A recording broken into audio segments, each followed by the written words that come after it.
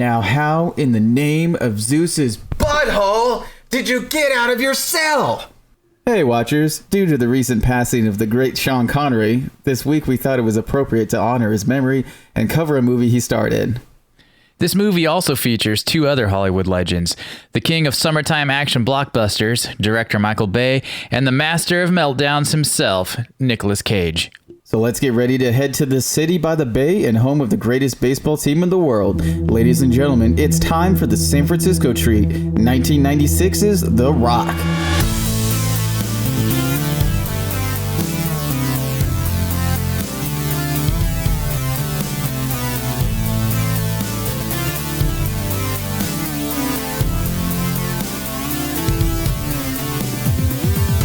Welcome to the Midnight Watch Podcast, the show where we discuss classic, cult, and modern classic movies. We're your hosts, Jeremy and Josh, and we try to review movies that are at least 10 years old and see what kind of impact they made or are still making on culture and the film industry. And fair warning, we're big on spoilers here. We rate these movies in 4 categories. Number 1, the level of impact and success it had when it was released. Number 2, how relevant is it today? Number 3, our own personal enjoyment of this movie. And number 4, is it a midnight watch? Well, Jeremy, I think we should get this show on the road quick here. What trivia do you have about The Rock and everyone's favorite Oscar-winning James Bond? Sean Connery did he win an Oscar for James Bond? Well, no. Okay. He is an Oscar winner, and he played James Bond. Okay, I'm sorry. Actually, not in that order, I think. It was James Bond, and then later he got Best Supporting Male Actor for The Untouchables. Nice. I knew we should have picked that movie instead. I know. I wanted to do that one too, but it's The Rock. Yeah, I know. When I think of Sean Connery, this is, I think, one of the first movies I actually saw him in, and this instantly cemented him as like being totally legit. Like, because at the time when I saw this, I just was like, oh my God, this is the coolest movie I've ever seen. Right. And as far as Old Man Connery goes, I mean, dude, this movie, he's amazing. I feel like he actually makes Nicolas Cage look really bad because Sean Connery has such like natural charisma and charm. Right. And so when he's just like in his prime right here, it's legit. Oh yeah.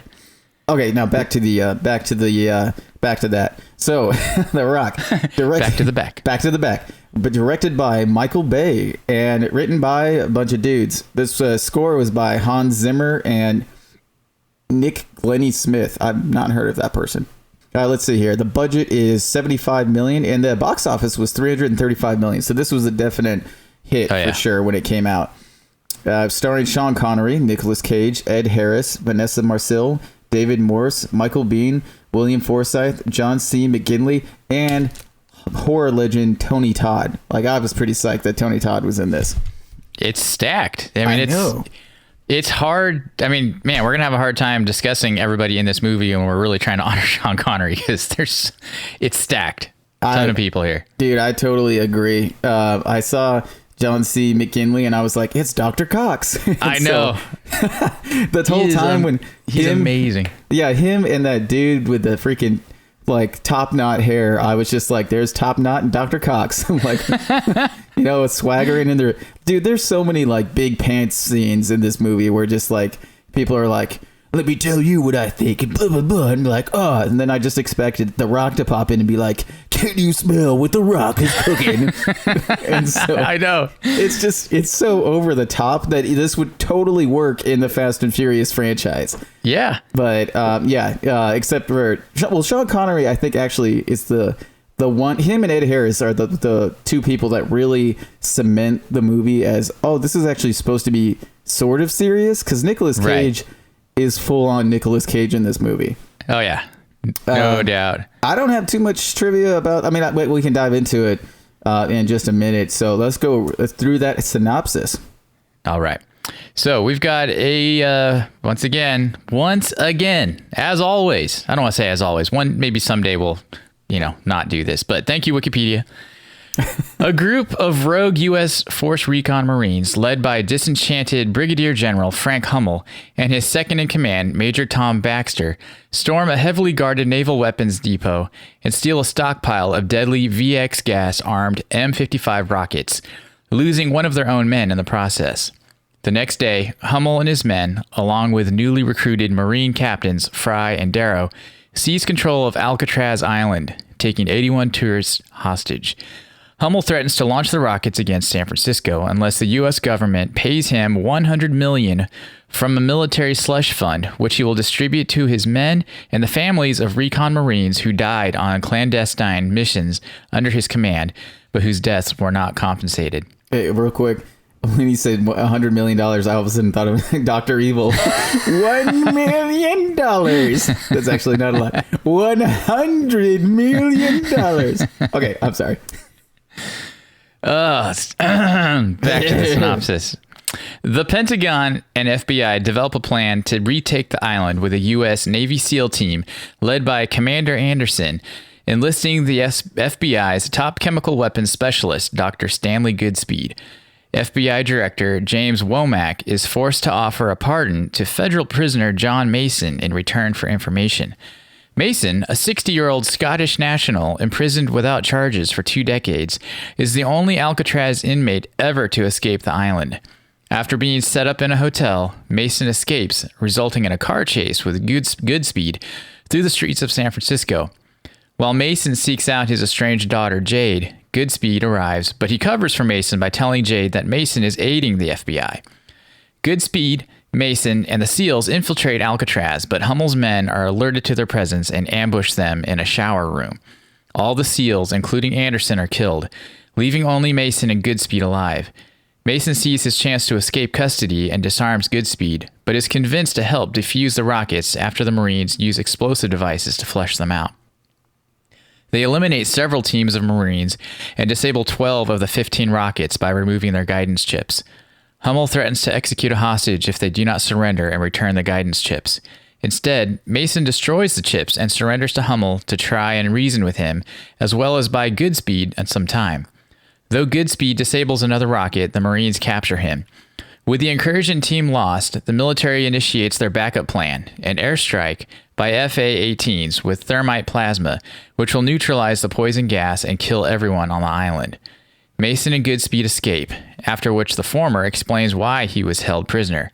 He was a British SAS captain who stole a microfilm containing details of the United States' most closely guarded secrets, refusing to give it up when captured because he knew he would be killed if he did. When the deadline for the transfer of the ransom passes, Hummel is urged by his men to fire one of the rockets. At first he does this, but then redirects it to detonate at sea. Hummel, confronted by Fry and Darrow, declares the mission is over, explaining that it was all an elaborate bluff, as he never had any intention of harming innocent lives. Hummel orders them to exit Alcatraz with a few hostages and the remaining rocket to cover their retreat while he assumes blame. Fry and Darrow rebel upon realizing they will not be paid their $1 million apiece, killing Baxter and mortally wounding Hummel, who tells Goodspeed where the last rocket is before dying. Darrow and Fry proceed with the plan to fire on San Francisco. Goodspeed seeks out the rocket while Mason deals with the remaining Marines. As the jets approach, Goodspeed disables the rocket before killing both Darrow and Fry. He signals that the threat is over just as one jet drops a bomb. Though no hostages are injured, Goodspeed is thrown into the sea by the blast and Mason rescues him. Goodspeed and Mason part ways after Mason reveals the location of the microfilm. Goodspeed fakes Mason's death by telling Womack that he was killed in the bomb explosion. Sometime later, Goodspeed and his newlywed wife, Carla, are seen stealing the microfilm from a church and driving away.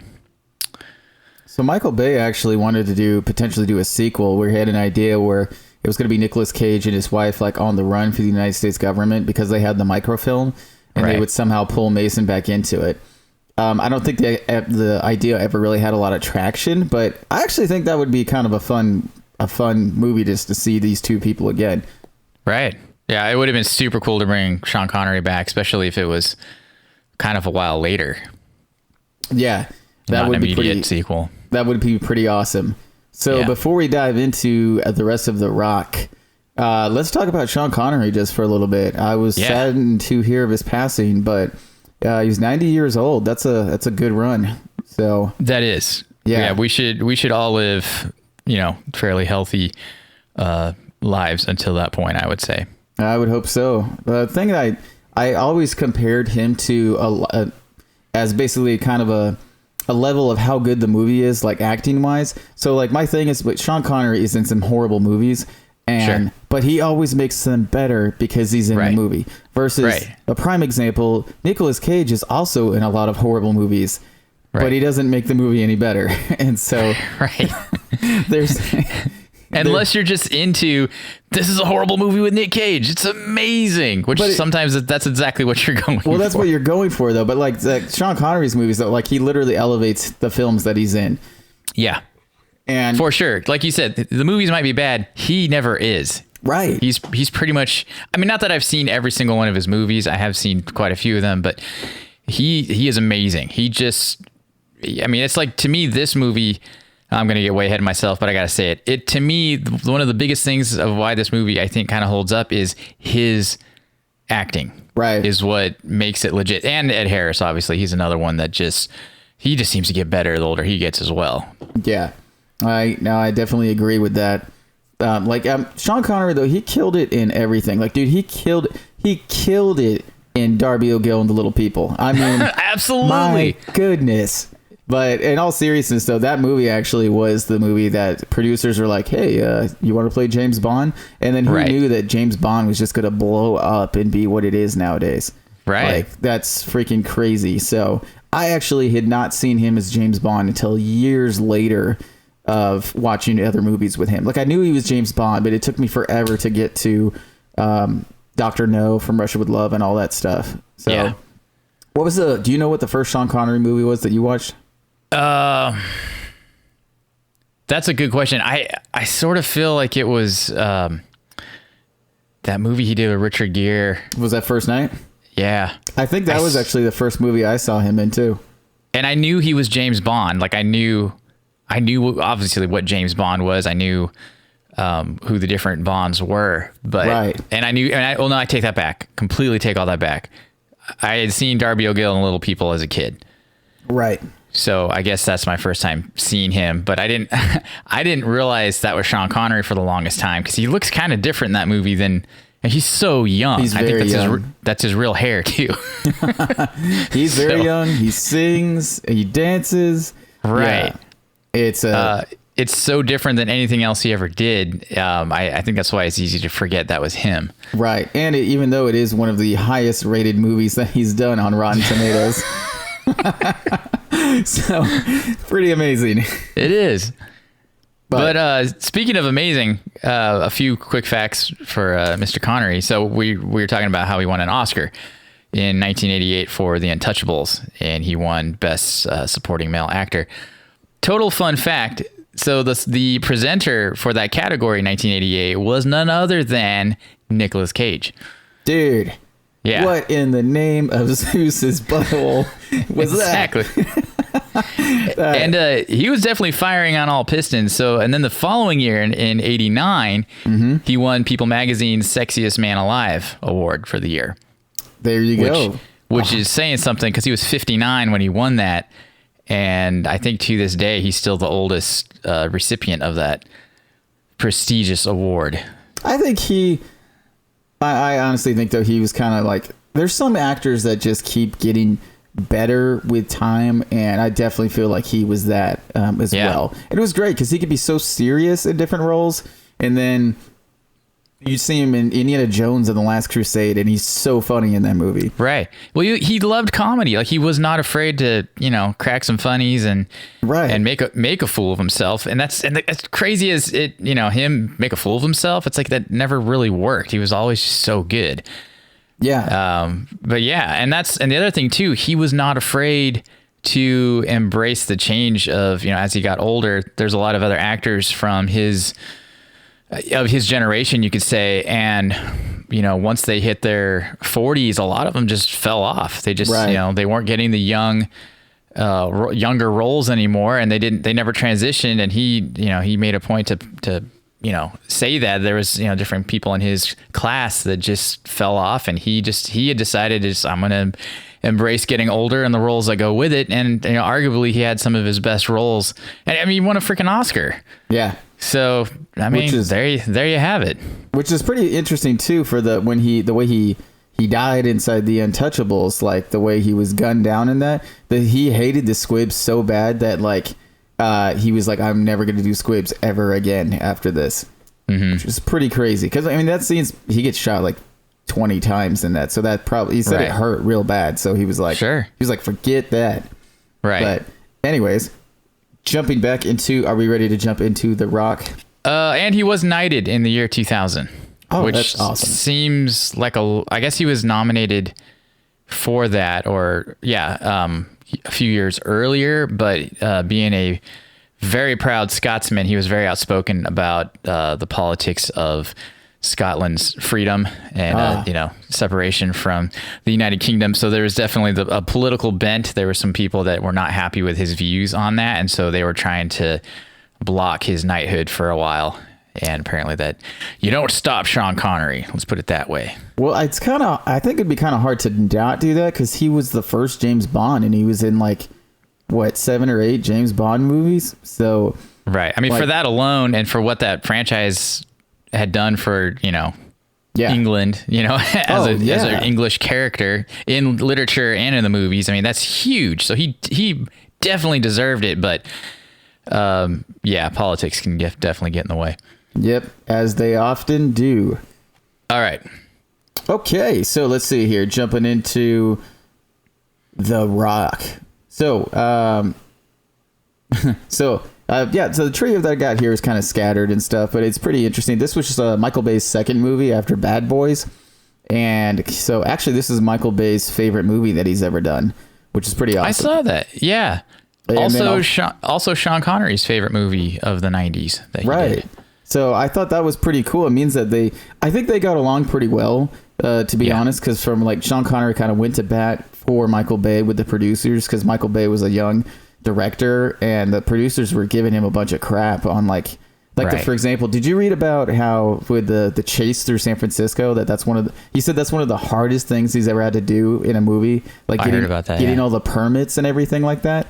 Right. So the producers started giving him hell because he was behind in the shoot, and Sean Connery went with him because he was a producer on the movie too, and they just kind of stopped talking when Sean Connery was there, because I mean, it's 96. Sean Connery is a legendary actor by this point, so if he's like, I've got your back, then it's gonna be fine.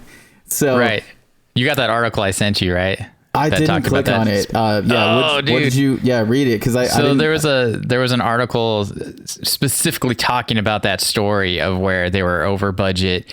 They needed the money to finish. The Disney executives were gonna sweat out Michael Bay on we're not giving you any more money, but Sean Connery decides to show up or asks Michael Bay, hey, can I go to the meeting with you? So he goes in there.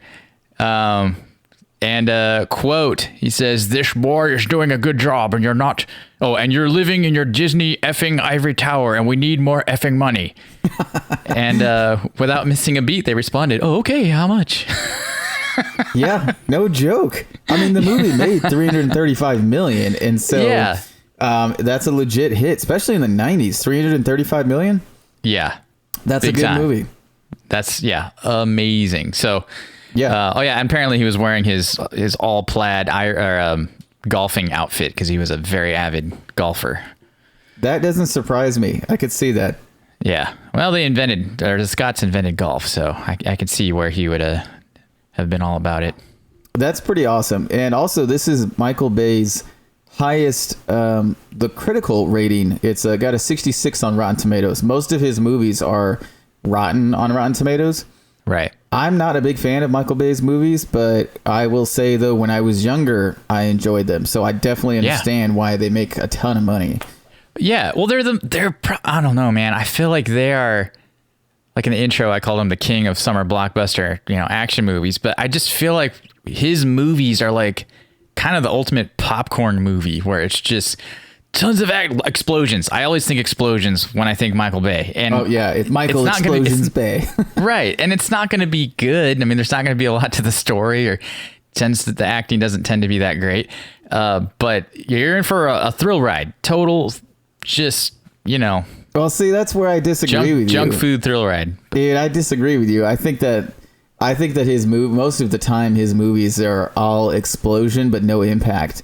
and it's just yeah, it doesn't hold over. Don't get me wrong, like I really like Bad Boys 2. That movie is just fun. It's fun, it's loud, but honestly, I think that movie's so good because Will Smith and Martin Lawrence have such great charisma in that movie, and they're hilarious together. And then Michael Bay, I will say though, all of his movies look fantastic. He's the same as Zack, what's his face, Justice League dude. Oh, Snyder, yeah. But their movies are fantastic looking, like 100%. And that definitely comes from them being music video directors. And so basically, Michael Bay, or I should say, Zack Snyder is the Michael Bay of the 2000s, except that's actually kind of a cut down. I think Zack Snyder is a better director than Michael Bay. I would agree, except that Michael Bay obviously had a big long run with all those Transformer movies, which I know they're not way too long. Like after the first movie, too long. But even that first movie, I mean, it's not good, and I think Shia LaBeouf is a way better actor than he looked like in that movie. But but at the same time, it was just, he freaking brought Transformers to life, which was amazing. It looked so good. Yeah, but it's just like I was trying to say earlier. It's just it's fast food. There's really no substance to it. It just I have no desire to go watch Transformers again, but it's impacted me in my mind though. It's funny. Like the one. Okay, so real quick though, I don't include. So I like Bad Boys 2. Bad Boys 2 is such a fun cop action movie. 13 Hours, I actually thoroughly enjoyed that movie. I thought 13 Hours was really good. But I will say though, the one movie that bombed, and I did like it, was The Island. That one had a really cool sci-fi premise, and it was just. I remember you were really into that one. Yeah, soundtrack's great. It's a good film. I really enjoyed that. Okay, so going back to. I'm gonna have to eat my words because I actually really like 13 Hours too. I forgot that was his movie. Well, it's because okay, so I feel like that's the first movie that he did where he was playing it serious, because it's not it's a true story, and he always has fireworks in his explosions, and I think there's a couple explosions that have fireworks in there too, but he really toned down the big blockbuster thing, and I really liked it. I thought it's very appropriate war violence, right? And I feel like very accurate. Not that I've been in war, but it seems accurate to me. The thing that I will say though is I think Michael Bay enjoys doing what he does, and I appreciate that he does that, because the 13 Hours to me shows that he has skills to make more serious movies. You don't have to make serious movies to be a good director, but. I think he likes doing it. He likes obviously like Transformers. He did 5 of them, and so I appreciate that about him doing his thing. That's pretty cool. As going back to The Rock, Nicolas Cage. We're talking about The Rock. We're talking about The Rock, Josh. Okay. Yeah. You want The Rock? Get the. I got The Rock now. Okay. Anyways, going to Nicolas Cage is another guy that is on his own. He's not on a whole nother level. He's on a whole other page. There's a great thing on YouTube, and it's an awesome essay talking about, is Nicolas Cage a terrible actor or is he a brilliant actor? Right. And it's because he does stuff that people don't assume as being good acting, but maybe he's on a different page completely where it's not what you expect. So in our thought process, we're like, oh, that's bad, but realistically maybe it's awesome. I don't know. I've seen him do some amazing acting, like a adaptation when he plays two brothers. Oh, right. I will say he is a fantastic actor. He definitely he totally is, but for some reason, and I know it's so easy to forget, he's got some brilliant performances. Yeah.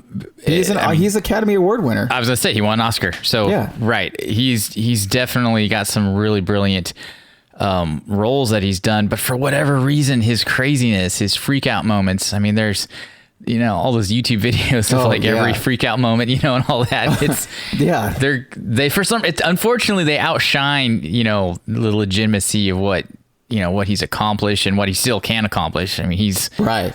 He is legit, but he's probably too kind of one of those guys that just doesn't care. He does what he wants to do. He's not trying to impress anyone, I think so too. He is too legit to quit.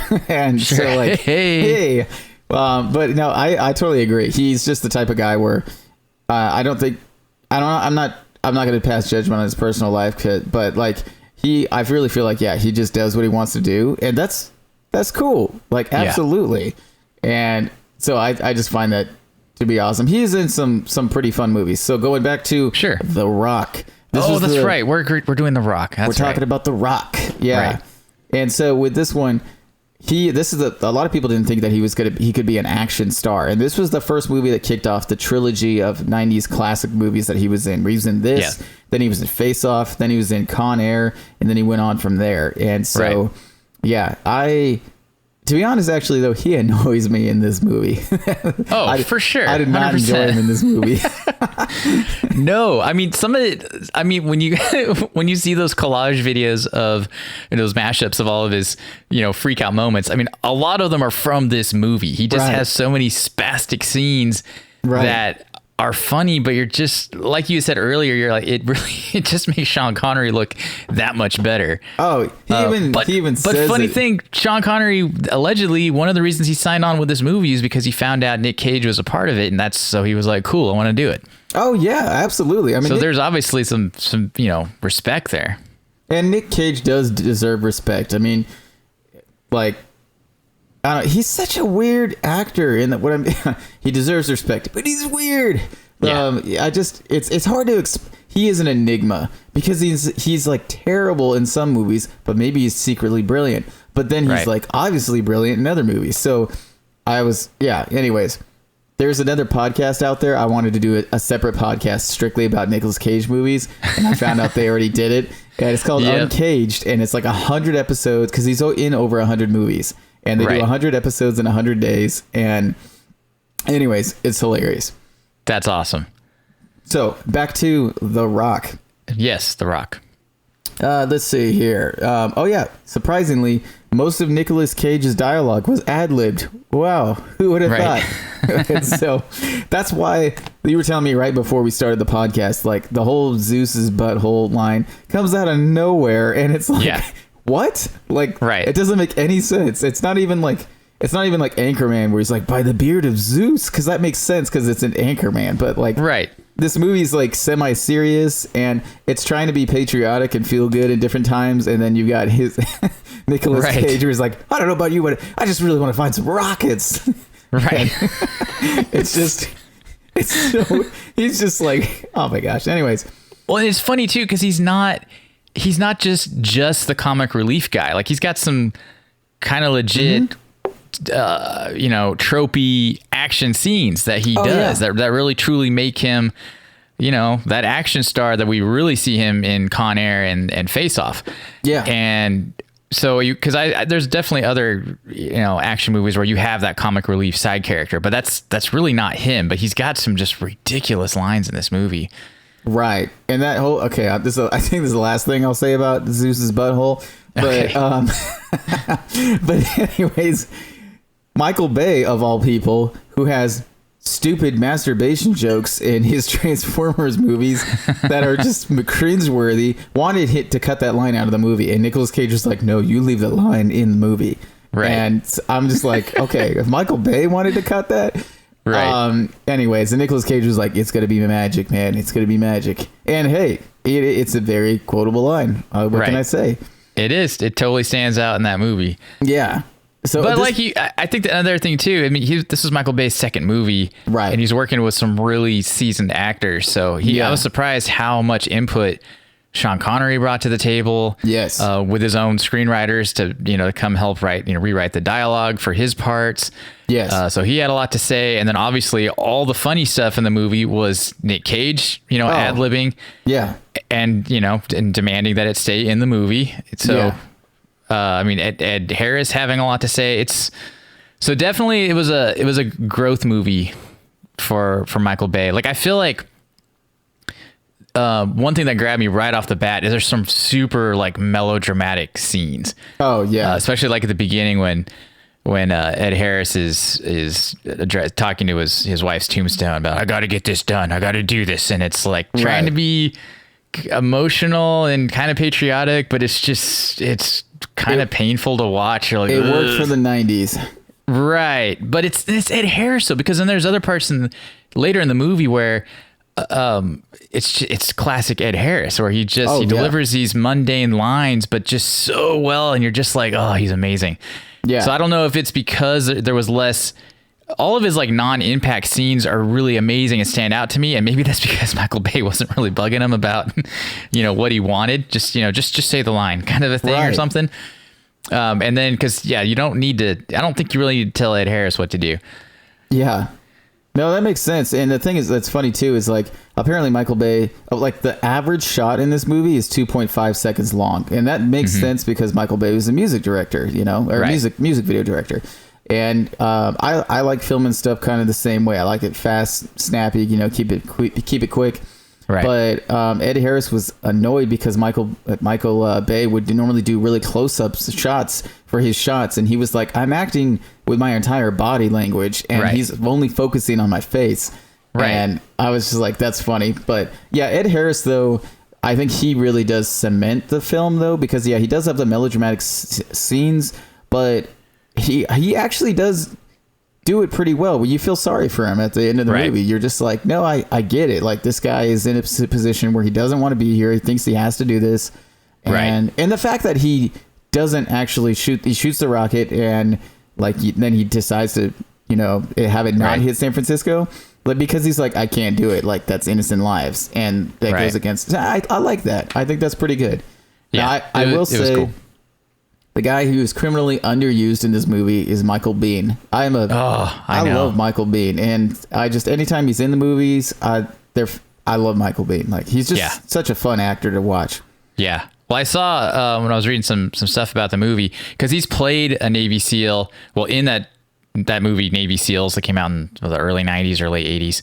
Yeah. And then I've seen it a long time ago. It's pretty bad, but yeah, he plays a Navy SEAL. He plays like a Space Marine in Aliens. Yeah. And then, plays a paramilitary guy in Terminator. So he's definitely got he had this career of being, the military dude and the squad leader and the whole thing.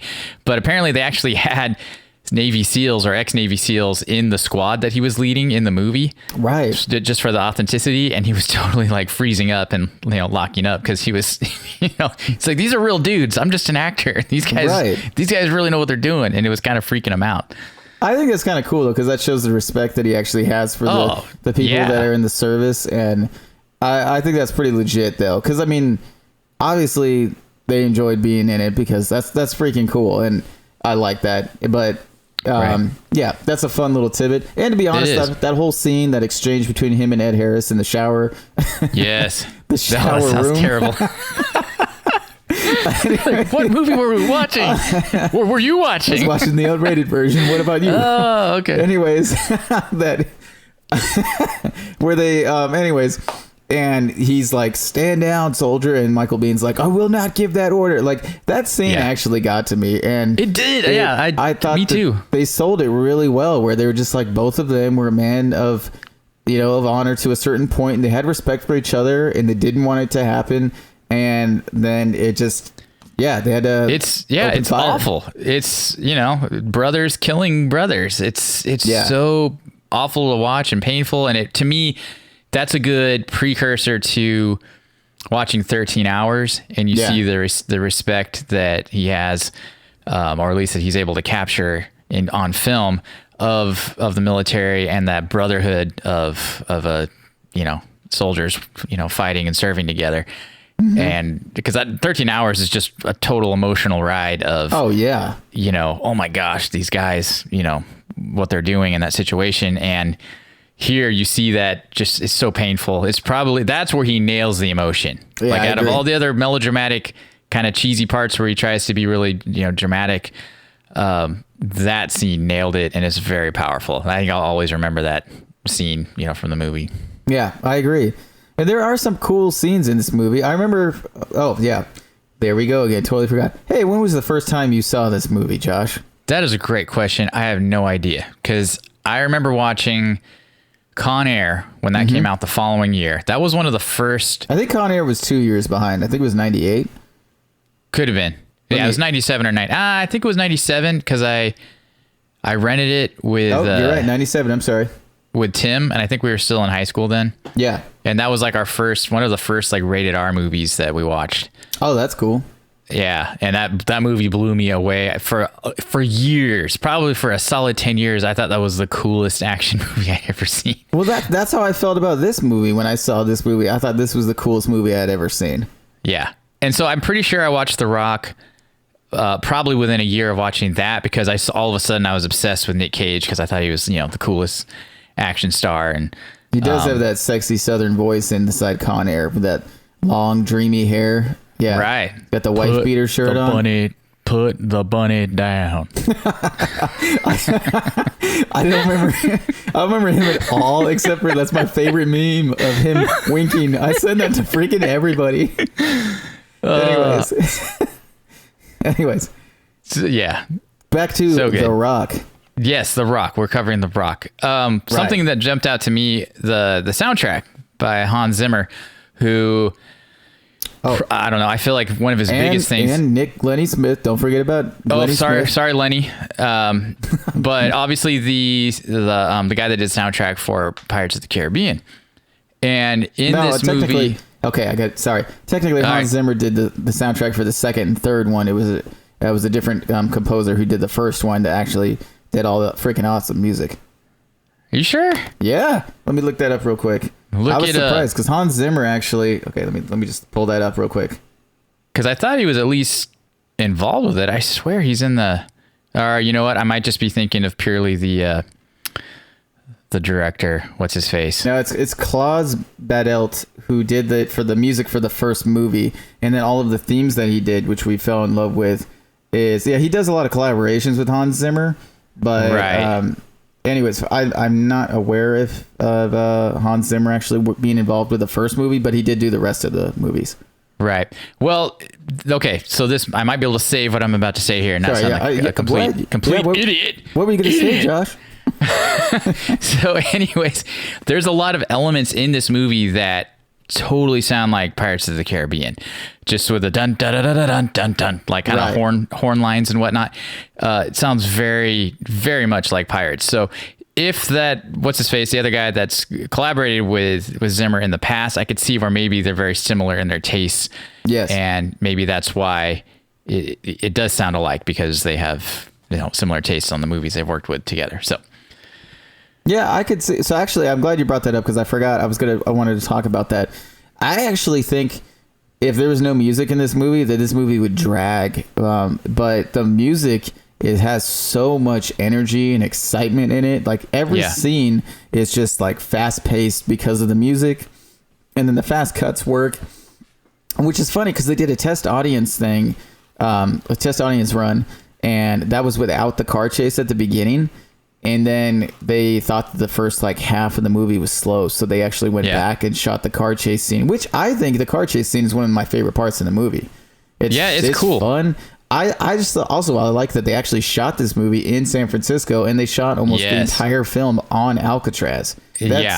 That's legit, because the producers. That's super cool. That just never happens. For a lot of movies where it'll be about something a very specific location, and you'll be like, oh yeah, 90% of it was shot in the back lot in LA, and you're like, okay, right. That's kind of disappointing. Right. But no, Michael Bay was like fighting the producers to shoot on Alcatraz, which is funny because Sean Connery didn't want to go back and forth with a ferry every day, so he asked for a cabin to be built on Alcatraz that he could stay in for the shooting, and they built it for him, no questions. Right. I was like, that's legit. Because it's Sean Connery, man. Oh yeah, Sean Connery. You can't love people in slices. So. Anyways, yeah. So, the thing that's other cool. There is definitely a lot of Michael Bay trope. Well, I say classic shops, not tropes, but like Nicolas Cage gets up slowly and the camera revolves around him at a low angle, which is the classic Bad Boys scene of the plane flying over the top, and he's like, "This just got real," But so that's classic. The explosions are getting there. Like they're kind of pulled back in this movie. They are. I was actually surprised that there weren't as much explosions going on as his other stuff. But yeah, there's the camera work though is definitely if I didn't know this was a Michael Bay movie and I watched it, I would have been like, hey, this reminds me of Michael Bay. It's just, which is a good thing. Like everybody has their signature, things that they do. But I thought that was pretty legit. Oh, and also too, so, okay, I thought this was weird and I didn't figure it out until I actually read this later. Nicolas Cage like barely swears in this movie until the part when he picks up the gun when Sean Connery's about to get killed and he's like, you mother effer, and then like shoots the guy. And then he says, he says like one other swear word later in the movie when he kills somebody else. It's when he shoves the oh yeah, the gas ball, whatever, the stress ball of doom, yeah. Right, in the dude's mouth. Right, which I actually thought that actually was very memorable. The actual way that the bombs looked in this, like I thought that was really cool. That was really smart. Right. But and so that was Nicolas Cage's idea though, for him to like not swear, and kind of it adds to him being a weird kooky character. Right. He's like, cause gee whiz, we gotta save the day. And, but at the same time, it's more cringeworthy. Like I didn't get that. I just thought he was being weird. But it's But also, I know people that are kind of like that, where it's just kind of odd. And with him being a scientist, not a special ops guy, it actually does kind of help his character. Right, because he's a nerd. Yeah. He's a total nerd, and I think it definitely worked for this character, and I think that's, it's a tribute to his ability to, do characters the way he does them, and which no one does it like Nick Cage. Yeah, absolutely. And the one scene also when Sean Connery throws that guy over the wall at the hotel. That's what I'm trying to say. Oh, the hotel. Yes. Yeah. When he throws him over the railing. Throws him over there. Yeah. They actually shot that on location, and the police got numerous calls of a guy hanging off the side of the wall.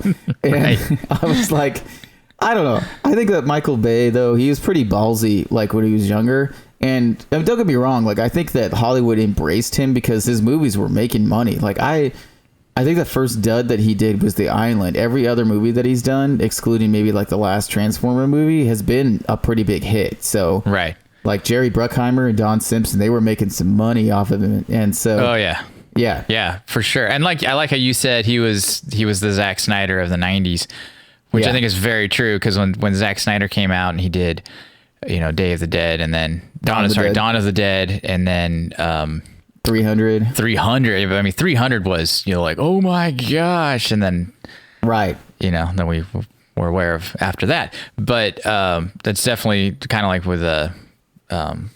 with Bay as well, as far as, how he was definitely kind of the it guy, director in the 90s. I mean, this movie is, like you said, the trifecta of those Nicolas Cage action movies are kind of the quintessential quintessential 90s action movie. I mean, that's it. I mean, if you were to describe what 90s action movies looked like, I mean, you could hand somebody those three movies and then be all right, every other movie in the 90s, action wise, is going to be like this. Right. And it was growing in the 80s, but I feel like in the 90s it was really ham-fisted type of macho guys running around. With William Forsythe, I will definitely say he is really good at just chewing up these lines where he's like, we've never seen things like this before. You wouldn't believe this, blah, blah, blah. Like, he does such a good job making fun of himself or the characters that he's done in Blue Streak with Martin Lawrence, where he's like, this guy's definitely CIA. I've seen stuff like this before.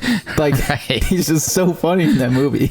But anyways, but he plays that actual character in this one. He's just so good. David Morse is good in everything. He's always solid. I like him in like everything I've seen him in, I think. Right. Yeah, I mean, for sure, we could spend a lot more time going over everyone who's in this movie. Even Jim Caviezel, who I think was pretty unknown at this point. He's one of the fighter pilots at the end. Yeah. Oh, I didn't even realize that was him. Wow. And I only know he was in it. Well, I mean, I was looking at the cast before I watched the movie, or while I was watching. I was just kind of scrolling through IMDb while I was watching it.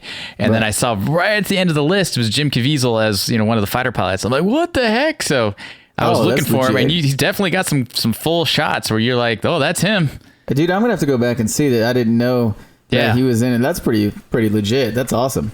But yeah, this movie is super stacked. John C. McGinley, I know we didn't really get to say anything about him, but he's one of the greatest character actors. He's one of my absolute favorites. He completely embraces every role he does to the max. And, I remember he plays almost the same character. he almost plays the same character inside Seven, where he's like the military guy in that. Right. And he just, which is funny because then you see him in comedy and he kills it as comedy. Kills. I can't do the way he does it.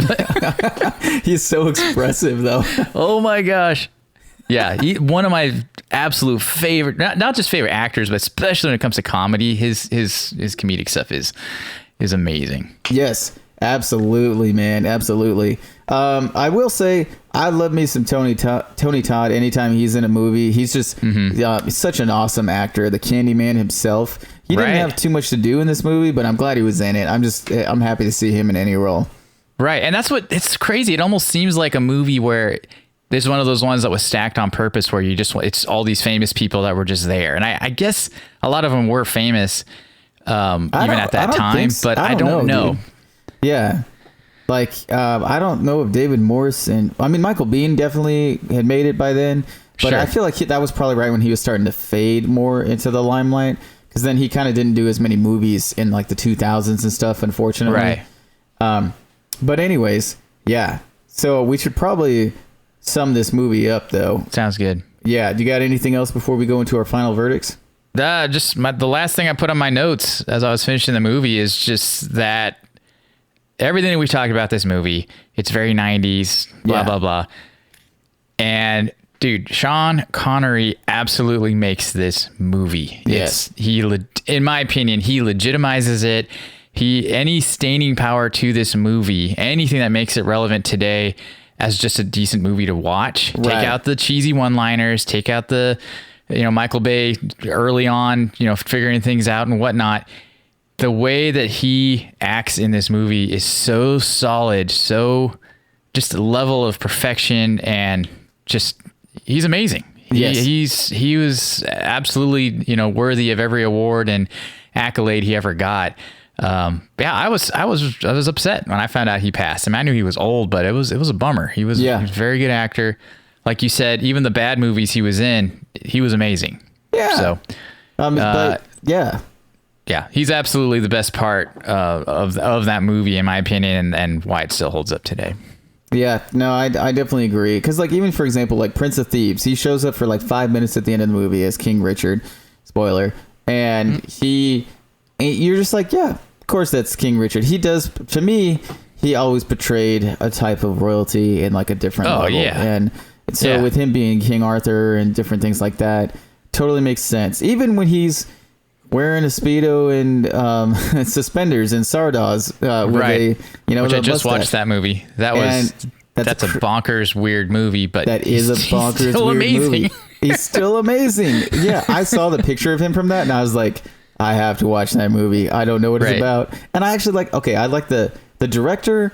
I gotta applaud him though for what he does. That movie actually, in a weird way, is that wasn't Terry Gilliam, was it? No, it was John. The guy who did Excalibur and Deliverance. I can't remember. John Buchanan. I forgot his name. Anyways, that's cool. He did a lot of movies. It has a Terry Gilliam feel. Right. Then it was parodied actually in Rick and Morty in like season 1. That's right. They totally do it with like the sex robots and stuff like that. Yeah. It's so funny. Anyways, yeah. So let's go into final verdict. All right. By the way, I just remember this movie when I first saw it. Actually, I didn't get to say when I saw this movie, Josh. No, here we are. Better late than never. Right. 50 minutes into the movie. How we always do it. But anyways. Right. It's like afterthoughts. The show's over. Oh yeah. Right. Yeah. So anyways, a friend of mine actually he was moving and he had a ton of movies that were on VHS that he had recorded off of HBO, and he was moving and he was getting rid of all of them. He was going to throw them away. So I took him. There was like 30 movies, and it was like, he had like Aliens, he had The Rock, he had Clear and Present Danger, all these different movies that I had never seen that are like, I'd heard of almost all of them. Right. And like he had Predator, and I was like, I heard that Predator was super scary. I hadn't really seen a lot of movies then. And so The Rock was one of them. So I was like slowly watching these movies on my own, hiding them from my parents until Dad found out I had this secret stash of like PG-13 and R-rated movies, and he just took them all and put them in the bottom drawer of his dresser, and he said that he'd give them back to me when I was 18. And Are you serious? Yeah. And so like over I never heard that story. Dude, over the course of like 6 months, I was slowly stealing the VHS tapes. I was slowly stealing them back. And he actually, after I turned 18, he's like, I noticed there's a lot less VHS tapes. I mean, he was a good sport about it, but I was just like, I mean, I think oh my gosh, when I got those movies, I think I was like 16 or 17 or something like that. But yeah, anyways, so yeah, I saw that movie. Oh, that's awesome. I saw that movie and I was just like, this is the coolest movie I ever saw. And so yeah, I saw like 30. That was, I think, the beginning of when I started watching a bunch of movies. Makes sense. Anyways, okay, so let's jump into it. So do you think that it hit the target on when it first came out? Absolutely. For sure. I give it an A for relevance and impact when it came out. You think it still holds up today? As a classic 90s movie, sure. Mm-hmm. I don't know. I was kind of floating back and forth between a C and a B as far as holding up today, but at the same time being, what it's known for in the 90s. So I think it's somewhere between a C and a B. Yeah, I agree. I was actually trying to figure out. I was more between a C and a D because. Yeah, I get it. When you think, okay, it's like, for example, the difference between this and Con Air is when you think of Con Air, you're like, oh, that's an action movie from the 90s. Right. I don't immediately think of The Rock when I think of 90s action movies. And it is a classic 90s action movie, but I'll give it a C, and it's still being relevant today. Because I gotta be true to myself. I don't think it's really relevant anymore right now, so I think I give it a D. Cool. Well, I'll give it a C then, because again, I'm kind of right in the middle on that one as far as I think because of Sean Connery's performance, it's that he's so watchable still. Yes. Yeah, I definitely agree. And I think that's what, in my opinion, holds the movie up a little higher than it could have been almost if it was anyone else. Well, why? Okay, that actually goes straight into what our next thing is. So what was your personal enjoyment of this movie? My enjoyment, I give it a C. Give it a C plus. It was fun. Probably not in a hurry to go watch it again anytime soon, but I enjoyed it. I give it a C plus. I think, like I said, Sean Connery elevates this movie. Nicolas Cage brings it down, in my opinion, in this movie. Sure. He was actually annoying me in this movie, and which is it's hit or miss with Nicolas Cage, Right. Well, you gotta be, if you're in the mood for crazy Nicolas Cage, then it's awesome. But if you're not, oh man, so annoying. Right. So yeah, I give it a C because Sean Connery elevates any movie he's in. So sure. I definitely give it a C. And is this movie a midnight watch? No. I mean, other than I call it the shower massacre, just for the how powerful that is. That sounds so dirty. Yeah, right. Yeah, it's the 90s. Orange is the new black. No, it's not. Okay, it's totally different. But yeah, no. I mean, other than that scene coming on, I don't know. Yeah, I don't think I would consider that a midnight watch for me personally. I'm sure for some it is. I think for me, it's actually a midnight watch if you're drunk. It's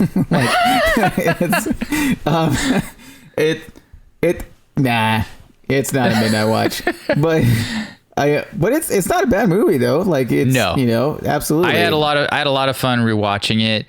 And it just made me really appreciate and think about, 90s action movies, which, like you, it's not my favorite 90s action movie, but it definitely brought me back to that time of, especially, well, for you and for me, that's when we really got into real deal action movies because of, kind of growing up conservative, and then we were starting to break out. So, right.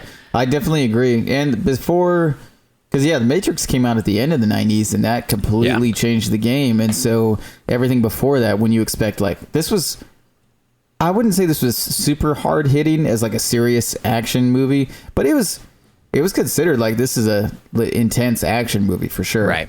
Yeah. And so, yeah. All right. Well, I think that about wraps up today's special. If you guys want to check out this movie, I had it on VHS. No, I'm just kidding. I don't have that copy anymore. That would have been cool if you did. I still got that box of movies. I still got it. Anyways, I watched it on Amazon Prime. What about you?